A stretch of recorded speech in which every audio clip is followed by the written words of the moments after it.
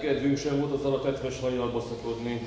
Ja, tehát a halál úgy 9-10 órával ezelőtt állhatott be, vagyis éjfél körül.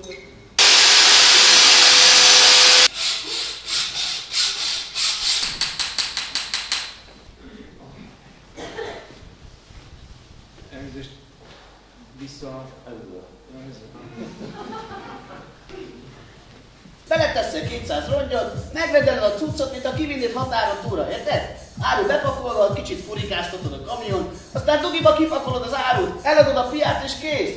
Csála bácsinak mennyit kell visszaforgatni? Figyelj! Látod? 2,80-ból felhúztam. Jó, hát nyilván nem csak 10-szer akarod meghúzni a bulit. Jó, hogyha van több céged, vagy csinálsz erre még cégeket. Nem rossz.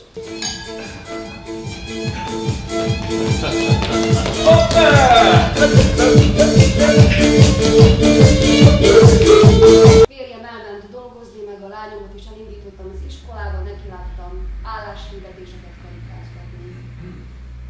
Piros filc tollal jelöltem meg, hogy szóba jöhet. Már fél éve mióta becsődölt az üzlet, ahol pénztárosként dolgoztam, így indult minden hétköznapom. Egyszer csak valami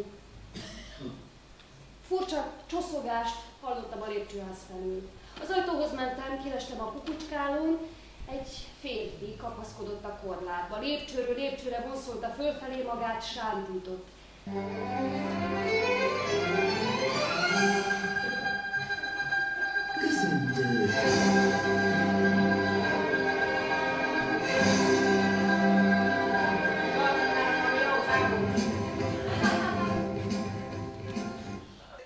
Hosszú életet és egészséget kívánni neki szerető felesége Sári, gyermekei Szimonka és Barbi, valamint 3 sikerunokáig, Pagykó, Kraszki